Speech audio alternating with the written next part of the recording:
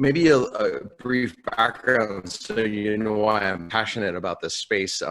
I grew up a geek, a maker, a designer, a lover of technology, and ended up in college while I was at the University of Pittsburgh system, got connected with a group that wanted to stand up the distance learning capabilities. This was back in 1998. And I thought, wow, this is amazing. All this expertise that's in some areas is going to be broadcast to others, and people are going to learn. It's going to be fun. It's going to be engaging. It's going to be awesome. It was like TV. It wasn't really all that engaging, and professors taught the same way, and students would cover up their mouths and behind the muted microphone kind of chat. I feel like it was almost like a prelude to the world that we're living in with like, hurry up, let's move ILT to VILT.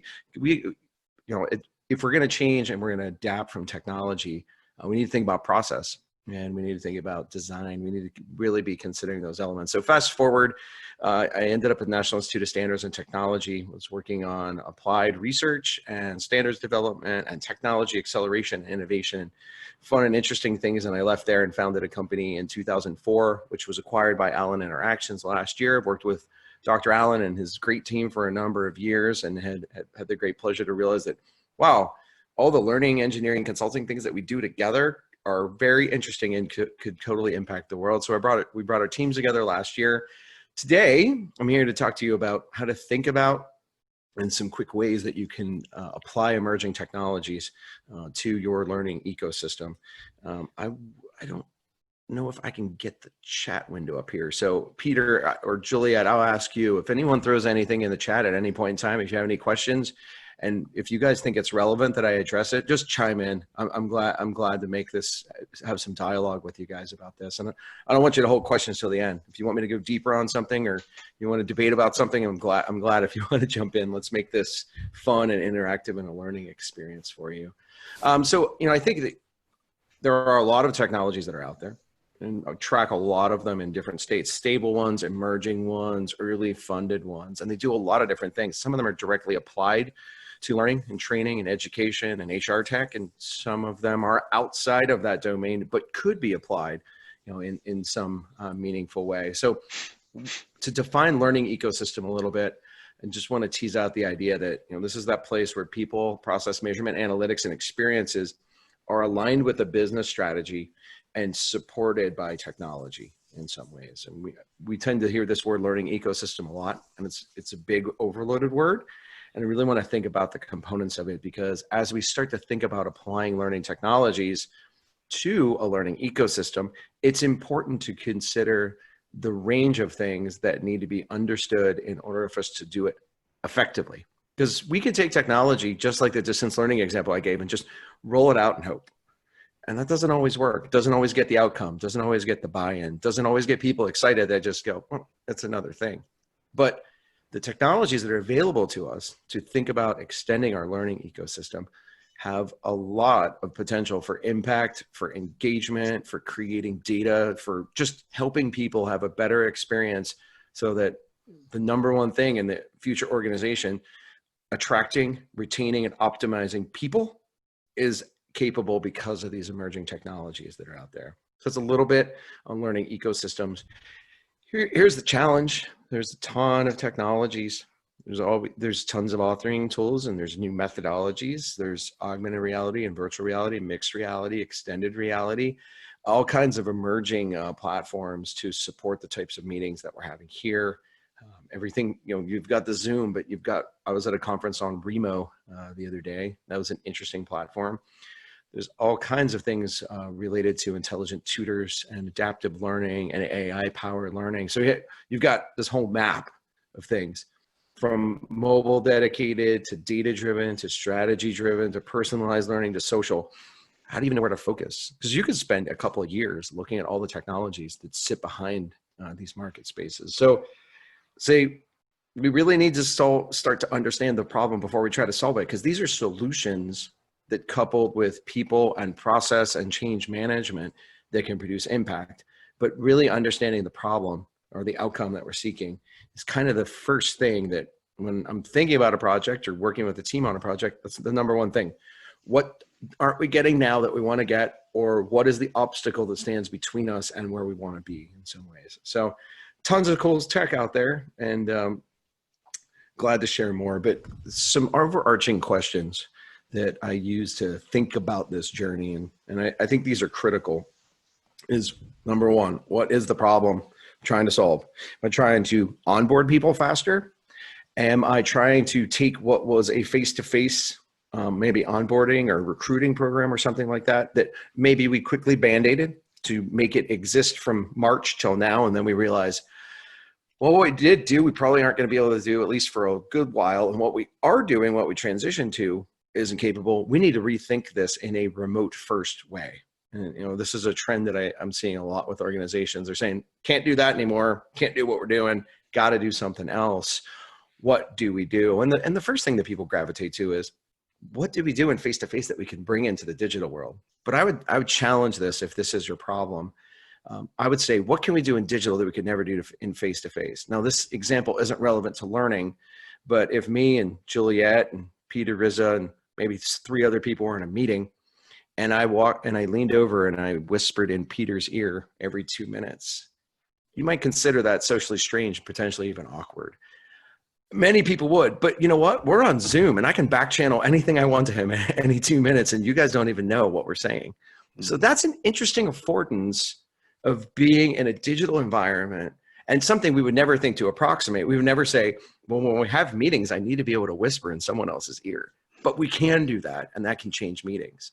So I would challenge you, when you're thinking about these things, don't think about constraints. Don't think about replication. Think about what's the art of the possible. So after you identify your problem, you got to think about, well, what might solve it? What might matter? Not what will solve it.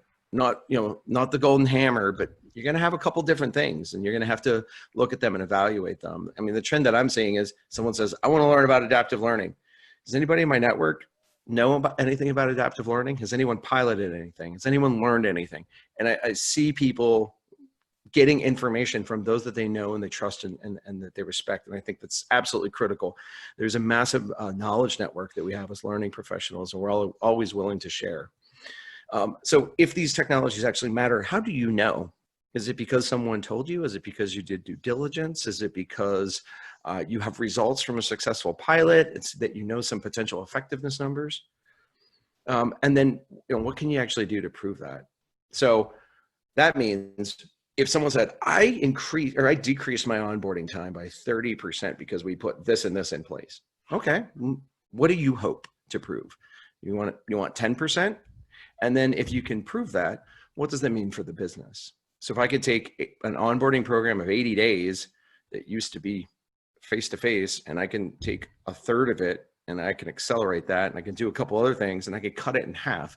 What's that time to productivity, and what's the value realization of that time to productivity? So these are the big questions. I always like to ask these early on. And then key thing for me is, you're never going to have enough budget to do all the stuff that you want. You're never going to have enough time. You're never going to have enough resources. So how do you be scrappy about this whole thing? How do you get, rather than that full scale implementation, how do you get the vendor to get you the sandbox? How do you use the sandbox to do your experiment? So you don't have to go through contracting. You don't have to go through IT. You don't have to jump through hoops in some ways. So think about being scrappy as you go through this journey. So some key ingredients, and the stuff I'm going to talk about today, I'll kind of fly through these just to associate you, at least the first time, with some words. Design thinking is critical to helping you think through this. Lean thinking is also critical.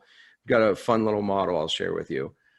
Modeling your learning ecosystem at a high level, sort of a large grain size, and then zooming in where you actually want to solve the problem is something I found to be useful time after time. Thinking about the minimum viable product. The challenge here, or minimum viable solution. The challenge, MVP is great. We use it in the startup community all the time and product development. But here's the problem. To make something minimum also removes its viability. So there's a balance there. You can only make something so minimum before it's just like, well, it doesn't really do all that much. It's not all that interesting. I didn't really learn anything from this pilot or prototype. And then having what is known as a lean hypothesis. This is a guiding light for you, and what I would consider to be a central thing that you need to wrap your head around as you're doing this. Critical to design thinking, human-centered design, is empathy and really understanding who am I trying to impact and how am I trying to impact them. What is their world really like? Then thinking about value. I'm going to give you a fun tool that Bain Capital popped up. And innovation, we hear the word all the time, and everybody says we got to be innovative. But most often, what happens when people say let's be innovative is they make a line extension. I'm here, and I just did kind of like the next thing or the next thing. Innovation means I took a team here in our heads. We went around the corner, and we're coming back to tell you how to get back around that corner, everybody all together, to a new capability in some ways. And the last thing here that I want to bring out is you don't have to build everything. You can have low fidelity prototypes on paper, and you can evaluate multiple solutions before you actually build anything. It's much cheaper to build on paper than it is to build in the screen. And then you've got to experiment, and you've got to have results. So I've got a little bit of a tool, a design thinking tool. Peter and Juliet, I assume that I'll be able to give you the PDF of these slides, and you'll be able to distribute them to your folks. And also, I'll have my email on here. If you just can't wait, no problem. Email me, and I'll email them to you directly. Not an issue. So these are the key ingredients when you're making I want to bring an emerging technology into the soup of my learning ecosystem. And the last thing is scaling, but you know how to take things to scale. And I think that if you do all of these things, scaling just happens for you. You got a little bit of selling to do, but you got to have a business case, of course, but you can do it. So moving from idea to solution. So this is the overall sort of design thinking, lean user experience, and agile. So we all hear about agile all the time. I'm not going to talk about that too much. What I want to talk about is the design thinking state. So we start with the clear need. We research and observe. We gather some insights. We develop some concepts and hypotheses, and then we do an experiment. That's the place that you're in, and that's the place that we're zooming into this, because once you get it and you prove it, then you can scale it. So you've got to identify that need. So it has to start with a problem, or it has to start with an outcome. So for those of you that aren't as familiar with design thinking, just a quick piece, it's human-centered. That means we are looking at people, understanding people, and designing for the people. As a team, we all get to participate together in this. It's highly visual language where we're able to think and do and test over and over again. Really trying to define the real problem is central to this. And then doing some prototyping so that we can test our solutions before we actually build something and take it to scale. The easiest way to think about it, and this comes from Game Storming by Gray, McAnufo, and Brown. Dave Gray's wonderful person in the design thinking community, and this comes from the book, as I said, Game Storming. Design thinking is about imagining a world and then really actually creating it in some way, and then opening it up and starting to explore that world, and then defining, where can I go? What can I do? What should we do? What must we do? What won't we do? And then closing the world.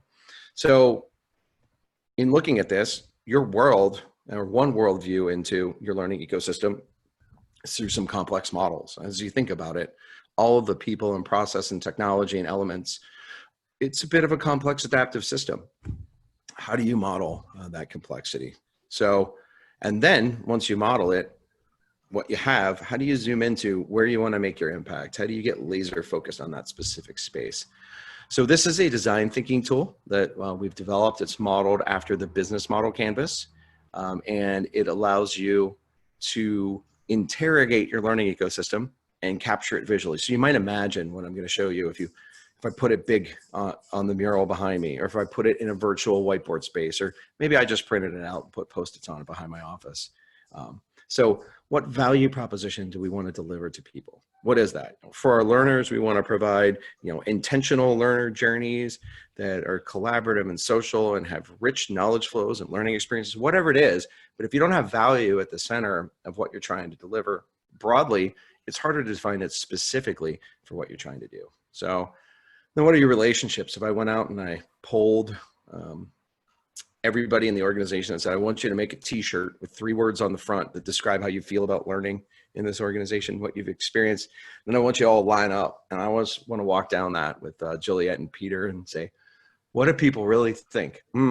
Geez. And what words might we not want them to use? And really, after we go through that exhaustive line of folks and their really cool t-shirts, what words would we want them to be using that they're just not using? This really helps to identify the relationship. Now, you could go further with empathy maps and personas, as I'll show you. But this is a quick way in a 45-minute sprint that you can grab your learning ecosystem and really start to think about where you want to zoom in. Next thing is learner segments. What are the big journeys that people take? What are the different segments of learners in the organization? And what ways are we reaching people today? And then the big question for you, because you're in the session, we're talking about applying emerging technologies, is how do you envision engaging them in the future? What might you do? Is it VR? Is it adaptive learning? Is it something like that?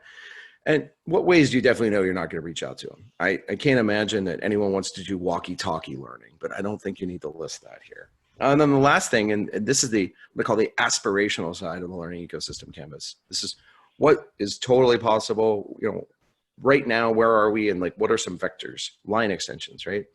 So value metrics, how do you measure that value prop today? Surely you measure things like completions. Surely you do other things too. But what else could you really be doing? What else could help you understand transfer?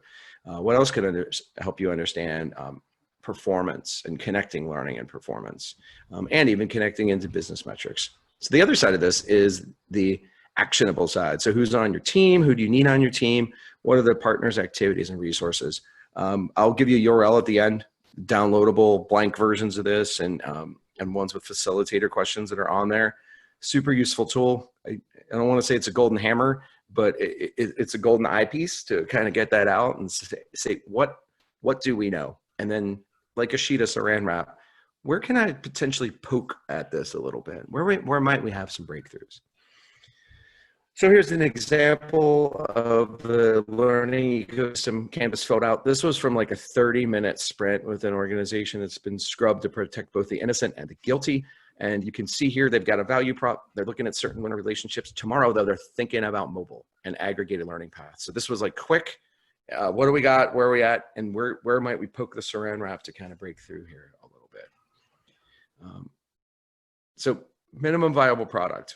So this is, I haven't seen it for a while, I'll tell you, because I've been home 211 days. But this is on the wall in our design conference room. This is how to think about an MVP. So if I'm an engineer, I'm building, and you say, Mike, you got to build a car, I'm going to think about that functionality. It's got to roll. We got to get those wheels. We got to get that engine. We got to have that transmission. But as Juliet saying, I want a car, if I come to you and I hand you a tire, how excited are you? You're not doing a backflip and your tail's not wagging, that's for sure. So, you know, that's one way to think about it, is the functional way in terms of engineering. The other thing, if we get human-centered, and I say, Juliet, what's your problem? You say, I need to move from point A to B faster, and I really want a car. Well, that's cool. I'll get you a car someday, but let me get you something to try out first, and I deliver you a skateboard. Now, if I give that skateboard to you and I start observing you, I'm going to notice probably two things right away. One is you're going to have a worn right shoe. And because of your skateboarding skills or lack of skateboarding skills, I'm sorry, I'm just playing with you, you're going to get a scuffed left knee. And I'm going to say, well, which one of those is more important to solve? Is it the shoe or the knee?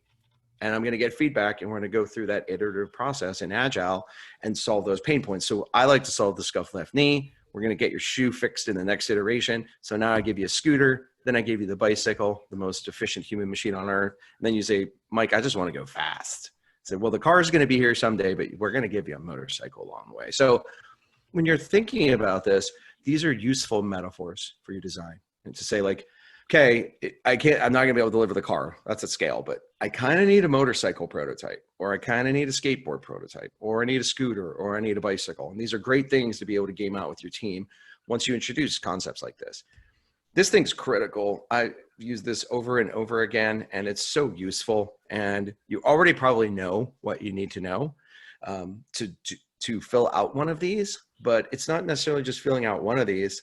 It might be filling out more. Let me explain. So, you know, I'll give you an example here. We believe that by building a mobile learning solution for our new store associates, we'll achieve faster time to competency.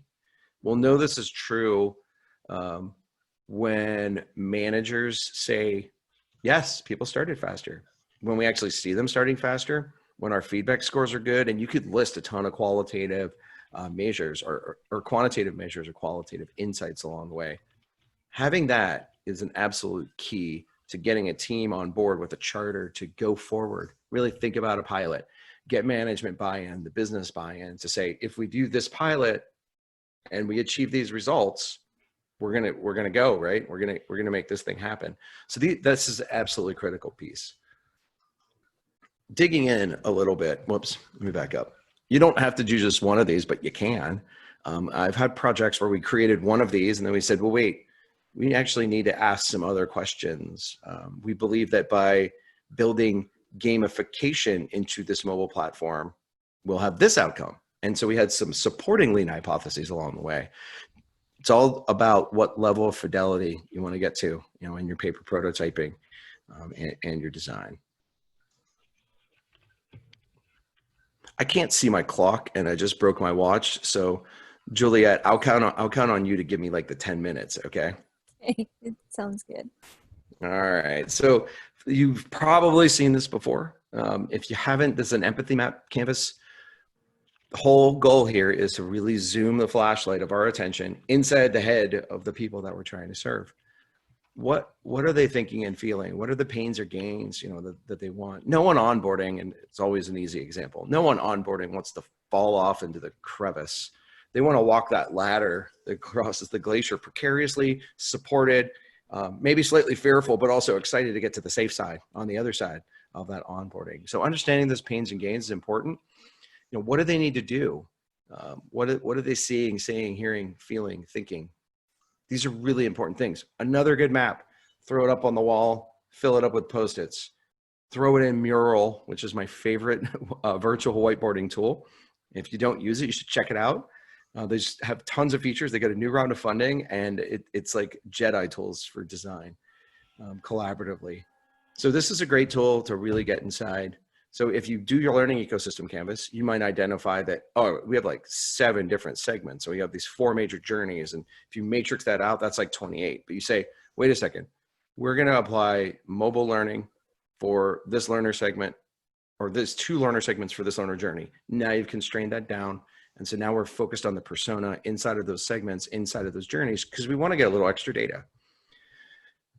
And then we can focus on the persona, which is if we look at the negative and positive trends that are in their lives, their hopes, opportunities, headaches, and their actual core need, this gives us the context as designers and as thinkers to be able to start to approach this problem in a meaningful way. So another thing here, so this is from Bain and Company back in 2015. They did some analysis on the values that products bring or solutions bring to people. At the center of your value proposition, you might have made already, that's good, but it's also good to come back, shoots and ladders, 3 steps forward, 2 steps back, and kind of say, all right, well, we did our learning ecosystem work. We empathize with people. We built some personas. What are they really looking for? What do they really want? Is this about helping them simplify and save time? Is this about connecting them, informing them, providing them access?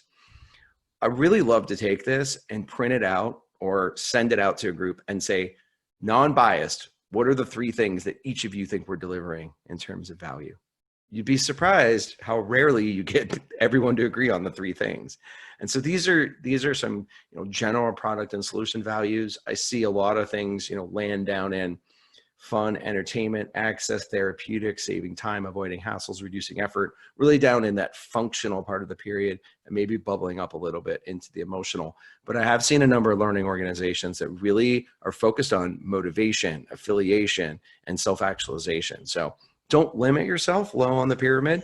Think big, but think real as well. So we talked about innovation, and want to unpack this a little bit. So Bill Ollett from MIT defines innovation as the product of invention and commercialization. So if we don't invent anything new, we don't do anything new, it's a 0. I don't care what we bring to market. No one's going to think it's innovative. Well, water's been around a long time. Puddles have been around a long time. And bottled water, something kind of new, but is this inventive? Maybe putting in aluminum, maybe that's it. Maybe that's inventive in some ways, but just putting water in a bottle, that's not all that inventive. Therefore, it's not innovative, right? But inventing flavors, different types of carbonation, the new fruit juice, fresh fruit juice movement that's going on in the flavored beverage category. Those are inventions that people are commercializing, and you could argue that those things are innovative. So how do we, if we know that it's not just about innovation, it's actually about invention, you know, how do we invent or discover? So this work that I have is adapted from Larry Keeley's 10 types of innovation.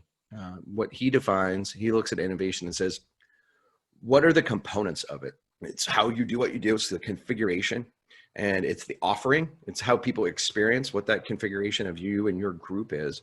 And then it's the experience in some ways. So I'm going to get some more water, and I'd like you to take a minute, and I'd like you to read down these building blocks. And after each building block is what's called an HMW, or how might we question. So this is your comprehension and cognitive switching task here.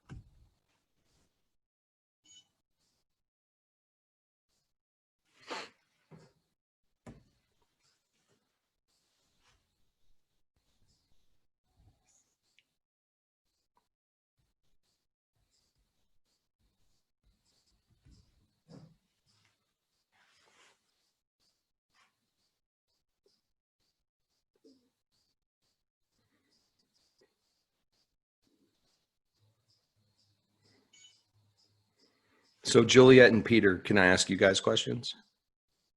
Sure. Fantastic.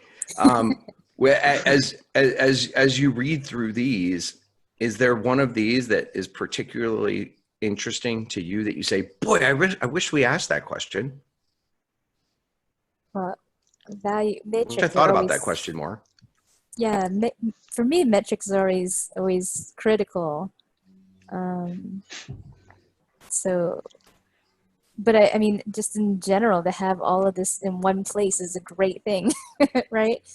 Oh, it's a fantastic tool. Peter, Right. anything that resonates with you?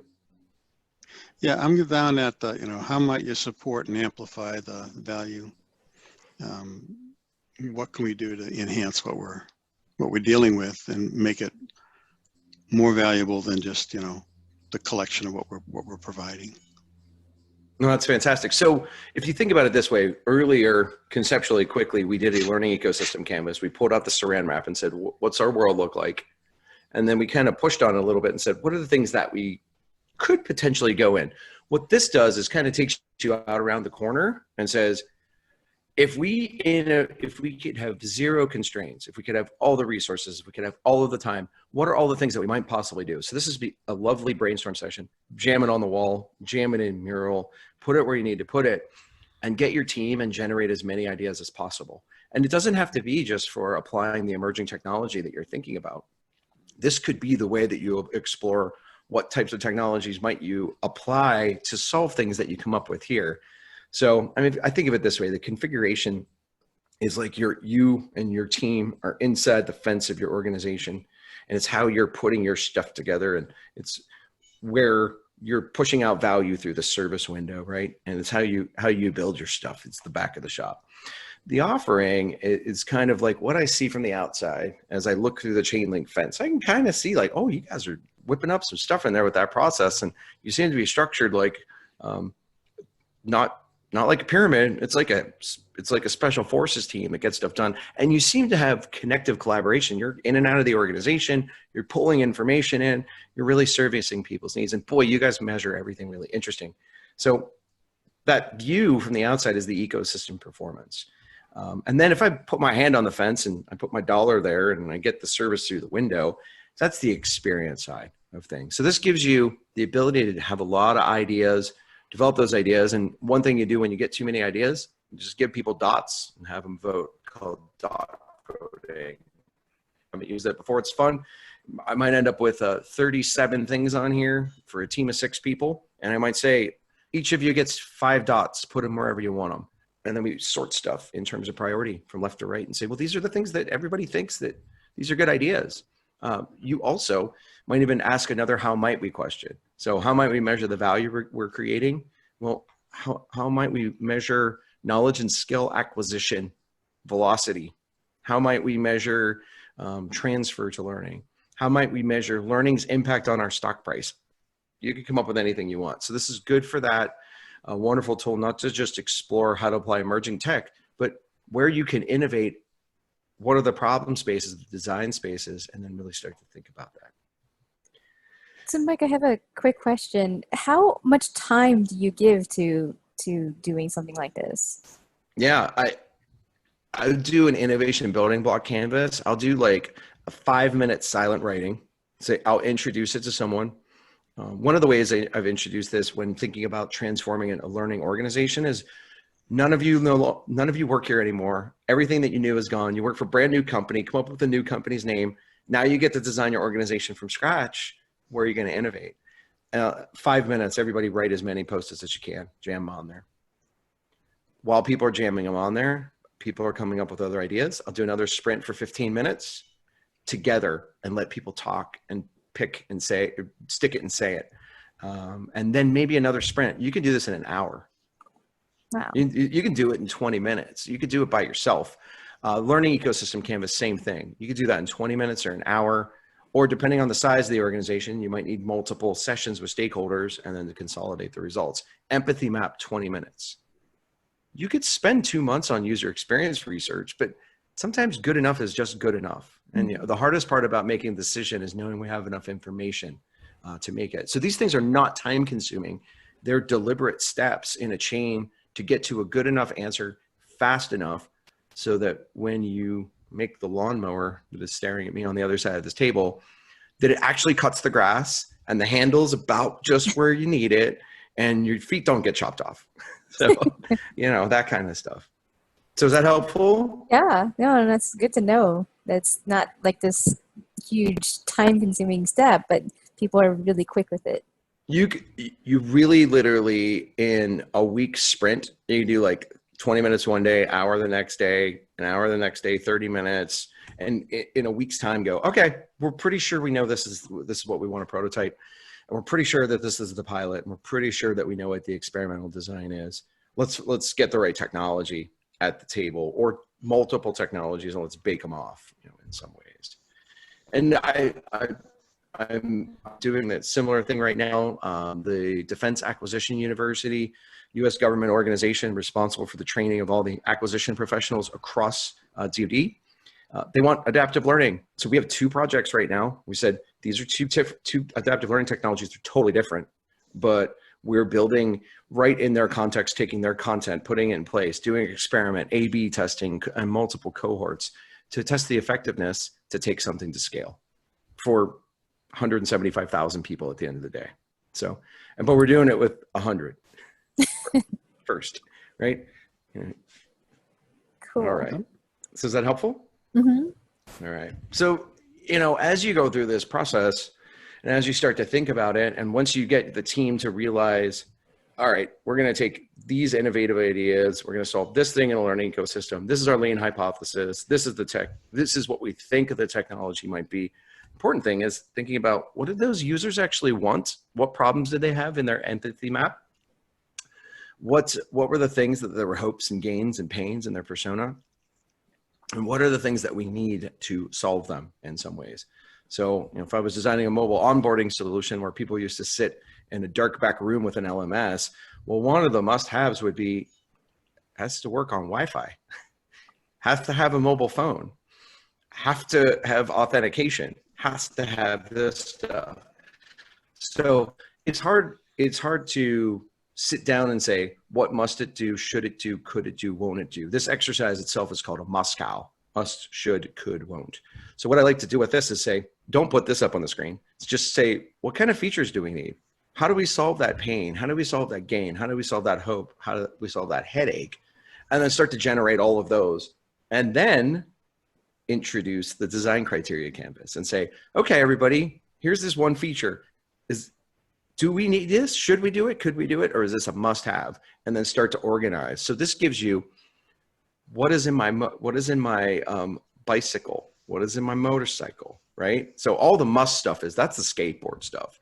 If you're going to move from point A to B and set someone up to get a scuffed left knee and a worn right shoe, this is what it must do. Well, if we want to solve those problems out of the gate, these are things that it should do, but maybe we don't get them, maybe we do. And these are things that it could do, and then identifying won't. This helps your team to get a really clear idea. And if you're articulating a project plan or a briefing about your pilot or prototype, this really helps you to synthesize your thoughts along the way and get a really good level of resolution for what you must, should, could, and won't do. And then here's what I really like for a paper prototype. There's a bunch of ways you could do this. You can create a comic strip. That'd be just fine. That's my first prototype for everything. Maybe it's a pretotype, but you don't have to know the end solution. You just got to know a couple phases of what that journey looks like for someone. But if you haven't seen this before, this is available at learningexperiencecanvas.com. So what's the strategy? Use it for the learning. What's the environment? All the above, you know, physical, virtual, social, cultural. What's the location? What are the constraints? What are the resources that are needed? And what's the process? Maybe the quick flow. You can sketch one of these guys out in 20 minutes. Same thing. What activities are people going to do? Are they going to play a game? Are they going to visualize a space? Are they going to have an AR experience? Are they going to put a headset on and walk around in their garage and be in their new office? For area familiarity, no idea. But who are we doing it for? What are the outcomes, the objectives, and what are the characteristics? So this starts to give you something to pull in the stuff from the Moscow, considering the empathy map, the persona map. You might imagine that this is sitting in the center and all these other canvases are kind of sitting around if you were all in the same space together. Excuse me, as far as a whiteboard. So another really useful tool. We didn't build anything. We spent 5 hours, maybe a team of 3 of us, going through iteratively, 3 steps forward, 2 steps back. And we started to pull together, we think this is probably pretty good. Guess what we're doing next week? We're going shopping. Who can deliver this to us? And not only that, you have something artifact-wise that you could say, hey, look, adaptive learning technology X, here's our lean hypothesis. And here's what we think the learning experience kind of looks like. Can you help us deliver that? Shortening up a conversation. I know you want to see a demo, but you really want to see a demo because you want to know if what they have as a vendor is going to solve your problem or not. This helps to compress that conversation. All of these things essentially are accelerating the potential that you have to do this for you. They're all meant to bring you enough speed and make you a change ninja as you're moving through bringing new technologies into an organization.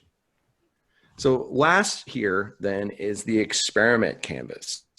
There are a number of different versions of this you can use, and you can take anything you want from it and combine it. But really, you're setting up an experiment. Juliet and I just made this little like mobile learning prototype app for the first 2 days, and we think it's going to take 16 hours of face-to-face and asynchronous e-learning, and maybe let some people get it done as little as 4 or 5 hours. Maybe get everyone else down to at least 12 hours. So we think we can save, 1/3 to 2/3 of the time. So what's the risk about that? Well, there's a lot of assumptions. What are the results that we hope to get? You might imagine these are coming back from our lean hypothesis that we developed earlier. We falsifiable hypotheses, and the setup of the experiment, and did we do it? And if we didn't get the results that we wanted, it doesn't mean we're dead in the water. That means that we got to tweak the skateboard and we have to put 4 wheels on it this time rather than 3 wheels. Or we got to put the truck of the wheels on the front as well as the one on the back. Or we got to put side handrails on there to give a little bit of support along the way. So just because your first experiment doesn't get the results that you want doesn't mean you stop. Otherwise, we would have no thing known as science. and this is all about bringing a science basis into your world, combined with creativity to use the technology in the best way possible, not because we want to use it in a good way, because we want to help people. And I think that's why I love people in the learning technology space. We want to help people. We genuinely do. We like to learn and we like to help people. And these things are super useful tools that I hope that you're able to use. And, as I said, I'm here to help. I'm a resource. I love sharing this stuff, as you might imagine. I love talking about it, but I really like doing it too. So glad to be able to share with you guys today. So here's a bunch of books for more reading. A number of the canvases that you saw came from Design a Better Business. Keeley's book on innovation is really good. I mean, what he discovered is that companies that innovate in 5 or more of his 10 building blocks have a better market position, stock price, and other things. So you might imagine you use the innovation building blocks for your learning organization. Someone says, how are you building all this innovative stuff? You're like, well, we should be building innovative stuff as a company. How are we innovating as a company? We're in learning. We can help the company innovate. We're glad to do that. So this has the opportunity to increase your relevance, not just as a learning organization inside the organization, but for the overall organization. As you might imagine, we all need all the help that we can get right now. And we're at a pivotal time where a lot of us are probably having a lot of reactive change. But the more people I talk to, they're saying, okay, dust is kind of settling. It might be time to be proactive. So these tools can help you to be proactive along the way. Game Storming is a wonderful book. It is the grim fairy tales of design thinking. Macanufo, Brown, and Gray went out and collected everything and threw it in one book, and they teach you how to do it, and it's fantastic, and it'll help you as a practitioner and a thinker about design thinking. But all these books, I would consider them highly useful. As I said, I'm with Allen Interactions. I'm innovation coach and our chief customer success officer. We've been helping people for a long, long time. And we have a lot of stories and a lot of knowledge and a lot of lessons learned about what to do and what not to do. And if you're thinking about doing something, I'd be totally glad to talk to you and share any stories to help inform your journey about what has been done out in the world. Now, some of these resources are available right now. And as I said, if you need something right away, and you can't wait to go through the process of me striking a PDF and sending over to Peter and Juliet and them distributing it to you, just email me and say, hey, can I get a copy of your HED slides from today? And I'll shoot them over to you. At the same time, I've taken some of these things like the learning ecosystem work and the innovation building blocks, and I have some how-tos and some white papers and some templates and a whole bunch of other tools that I think you'll probably find useful as you're thinking about your journey along the way. Let's see here.